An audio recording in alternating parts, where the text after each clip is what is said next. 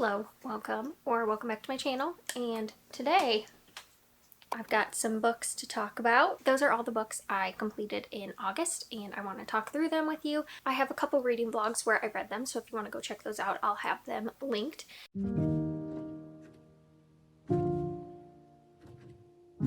I read 11 books, and out of the 11, I listened to one audiobook, so that is something I don't normally do, so that was a little different this month. But I think first things first, let's talk about the stats that I read this month.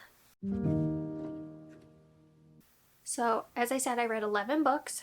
I read 2,489 pages total, and I listened to 10 hours and 11 minutes. And my average rating was 3.6 this month. I usually do a bit higher, but I just had a lower reading month this month, which is okay. Out of the genres I read 1 classic, 3 fantasy, 1 horror, 5 mystery, and 1 thriller.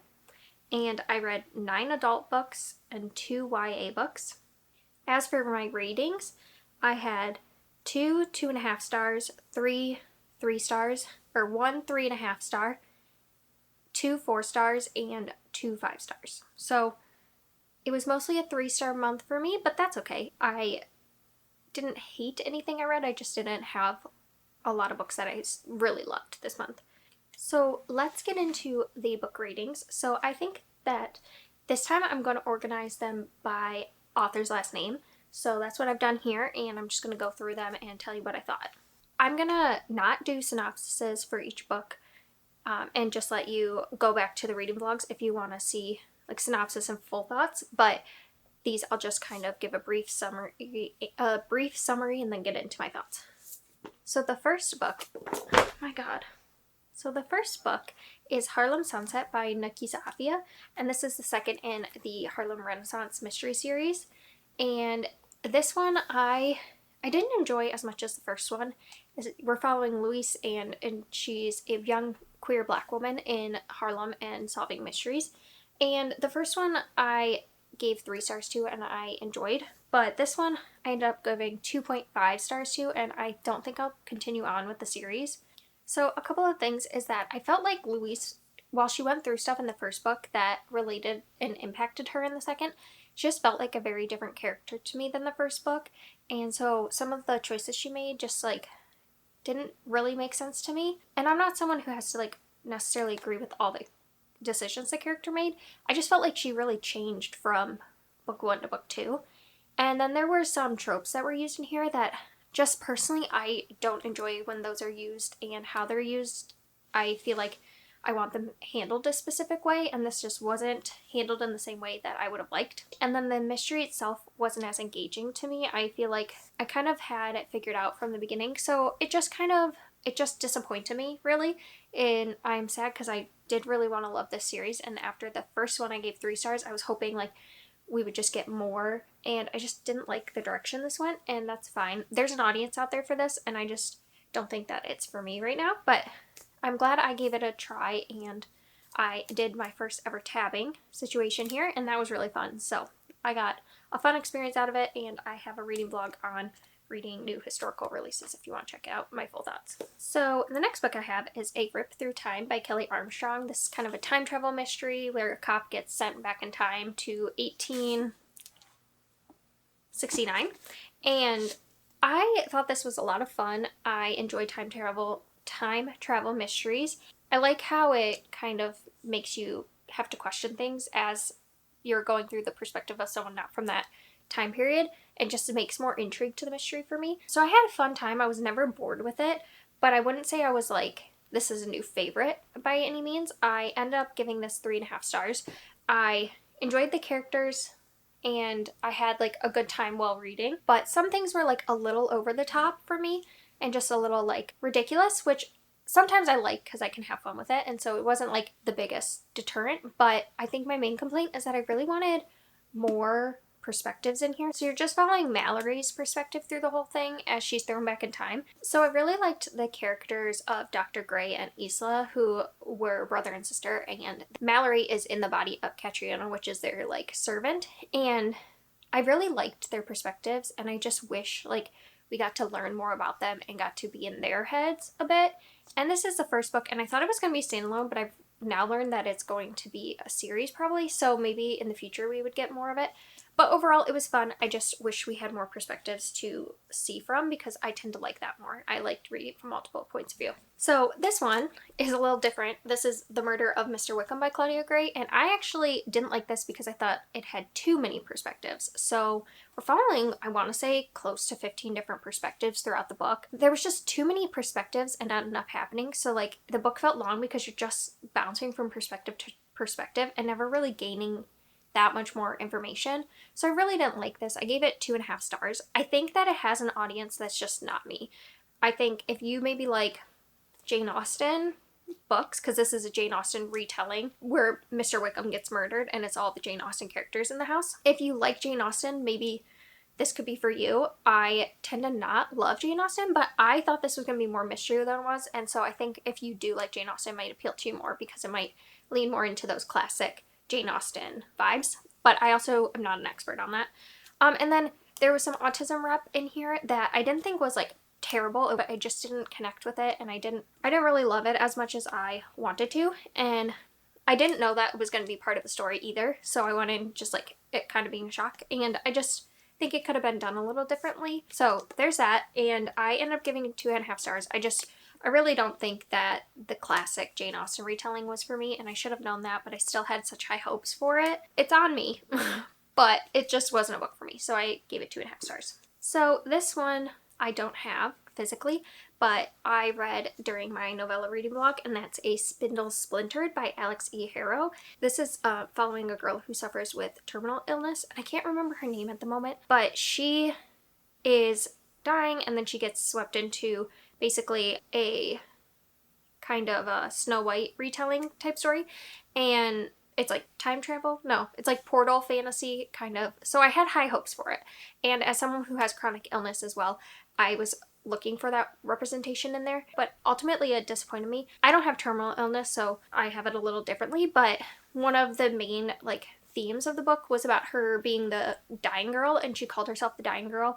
The author didn't really make her own person outside of her terminal illness. Like it always came back to her being the dying girl and her saying like about her dying. Like she never had anything she loved outside of like talking about her illness. She never had anything to connect you to her more than her illness. So she just became an embodiment of her illness. And I get the message the book was trying to send, which it was about like female empowerment and taking back your power when you feel powerless, and women sticking together, those kind of things, those themes. And there was like queer representation in there, which I enjoyed, and all that. So like I really wanted to love it, but I think that representation just, it felt so flat for me. Yeah, I didn't love it. And the other thing is I didn't really enjoy the ending. It has to do with chronic illness and terminal illness, and it's a trope that's used that I really don't enjoy it. It's never been something I like. And, well, it was kind of done in a slightly better way than some ways I've seen it, but it just wasn't for me. So overall, I'm just not going to continue the series. I gave it 3 stars. It might even be more of a 2.5 to me. And it was just, like, the story, overarching story was fine. It was just those things I just couldn't get past. So the next book I listened to entirely on audio, and that's Monday's Not Coming by Tiffany D. Jackson. This is my first time ever reading a Tiffany D. Jackson, and I really liked it. I'm giving it 4 stars. So this is following Claudia, and basically her friend Monday, she comes back from summer vacation, and her friend Monday won't answer any of her calls or anything, and this is her best and only friend at school, and she is trying to like get a hold of her, but like no one really will tell her where Monday is, and it's about like her whole journey of figuring out what happened to Monday. And you know from the very beginning that Monday is dead. You're like watching her have to like figure everything out and like what actually happened. And it's just such a hard story to read, but like also just so well crafted and so important to read. And I love the way Tiffany D. Jackson writes. I feel like you can feel the emotions of the characters so much. And also, I'm not sure the audiobook narrator's name, but whoever narrated it did such a good job. Like, you could feel Claudia's emotions as she's going through these things so well. Like, it felt very, very real. Towards the end, I'm like driving home listening to this when I probably shouldn't have, but I was like crying in the car. It was just like you could feel that emotion so much, and I really, really love that about this audiobook. The reason I'm gonna give it 4 stars is because I felt like the timelines were a little confusing. So there's like the before, then there's like the after, and then there's before the before, and it just gets like kind of confusing, especially because I'm on audiobook. It was hard to like keep up with the timelines, and especially kind of at the end, I felt like it was even harder. And I kind of looked up some reviews to see if I was just like the only one with the audiobook, and it seems like it's a common thing, not just with the audiobook, but with the book itself. It's just a little hard to follow the timelines. Other than that, like, I really enjoyed it, so I gave it 4 stars, and I'm like really happy I read it. I think I'll be trying to try more Tiffany D. Jackson in the future. So this is one I've already talked about a couple times, 1 in the reading vlog and 2 in my favorite books this year. That is Nettle and Bone by T. Kingfisher. I read this in the novella reading vlog, and I really, really love it. I gave this 5 stars. It's one of my new favorite books of the year. I just really love T. Kingfisher's writing. I think it's got this dark fairy tale vibes that I really love.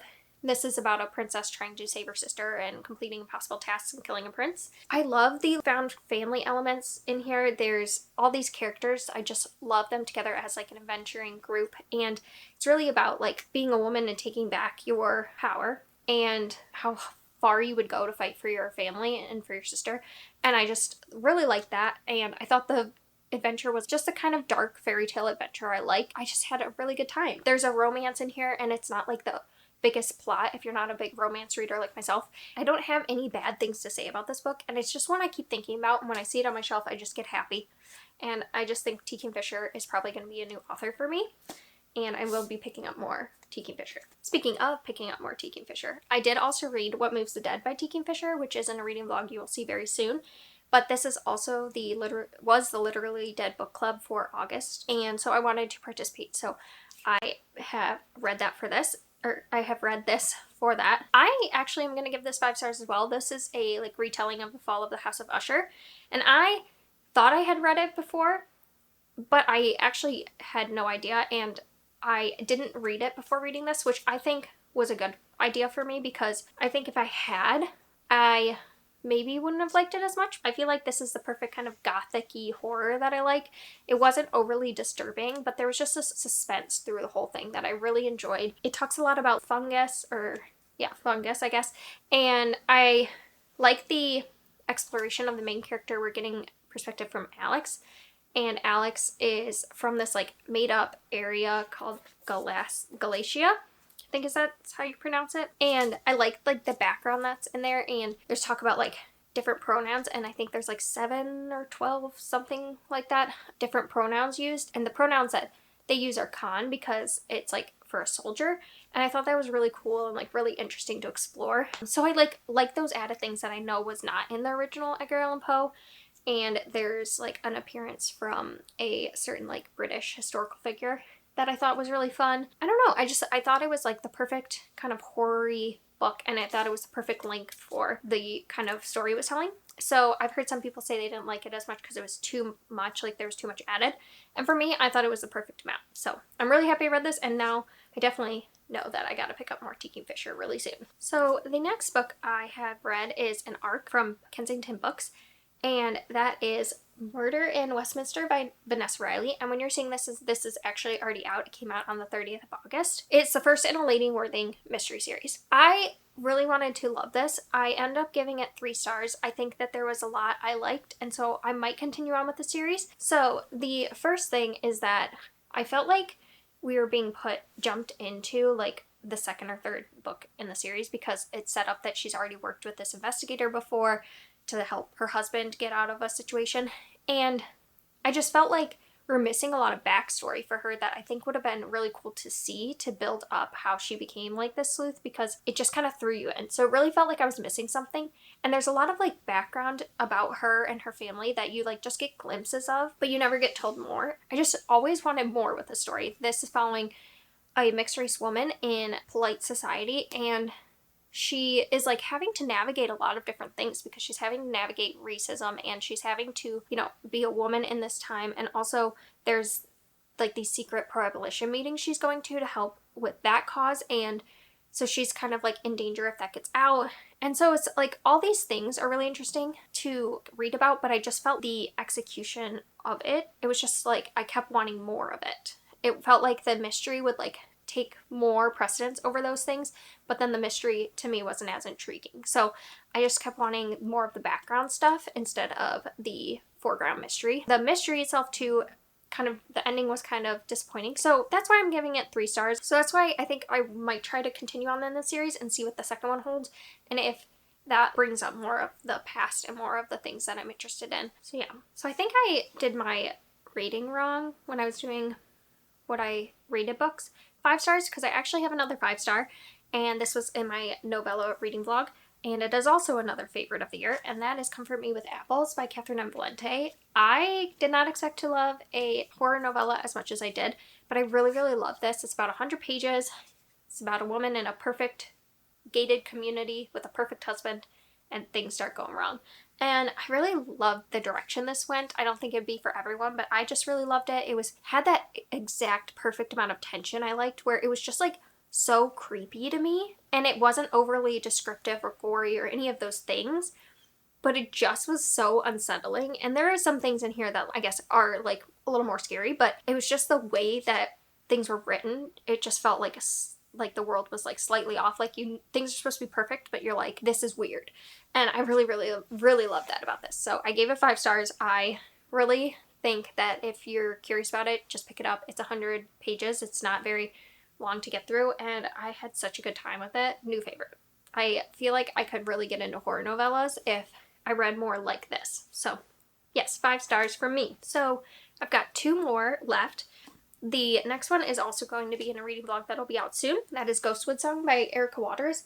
And this is a YA mystery following a girl who has lost her dad, and he used to play a fiddle that could talk to ghosts, and now her brother's being framed for murder, and she wants to figure out what is going on. So this takes place in Florida, and a lot of the music is bluegrass or other kind of folk music, and I find that so cool to listen to. Like, there's a lot of music in here, and I really liked that about this story. I gave this 4 stars. I think it was a really good explanation of grief and grief passed down through families and stuff like that, and just how your grief impacts you. And I really like the magic system having to do with music. Like, you play this fiddle and the dead come back, but there's consequences, and then there's this whole like shadow man situation happening, and I really had a good time. There was like a queer love triangle too that I enjoyed. I'm not a big romance reader, so like if that wasn't in there, I don't think that it would have taken that much away from the story for me. I just think that some of the reasons it's a 4 for me is just that I just wasn't as sucked into the story as I wanted to be. I don't know. It felt like a 4. That's all I can say. But I did have a good time, and I liked reading from Shady's perspective and just like trying to unravel this mystery. It's really interesting to read from Shady's perspective, just about her loss and having to deal with that, and then also wanting to believe in your brother and believe in his innocence, but also like questioning when the evidence is so stacked against him. So I found that really interesting, and I enjoyed it a lot. The last and final book is The Hanjin Murders by Seshi Yokomizo.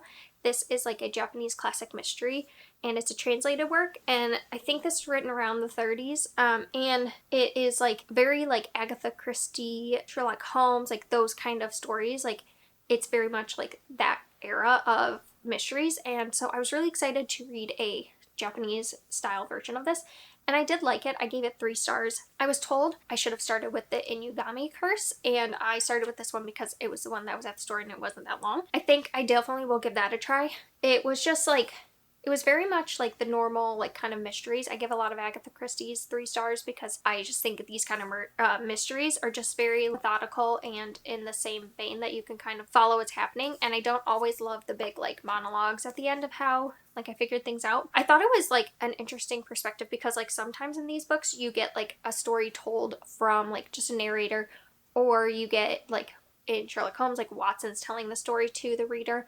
And in this, it was just like a random person, like you don't know. They're talking to you and they're saying, I've collected all this information, but they don't have a name. They're not really connected to the story. It's like, they're like, oh, I learned about this and I collected all that information. Here it is about this detective. So I found that interesting, but at the same time it disconnected me from the story a little bit. But yeah, I'm happy I read it. It was like one of my first translated works. 3 stars. I don't have any complaints. It's just really that these kind of mysteries just don't hold my attention the same way some others do, because they're just very like methodical. But I had a good time, so there's that. So these are all the books I read minus 2 because I don't have them physically.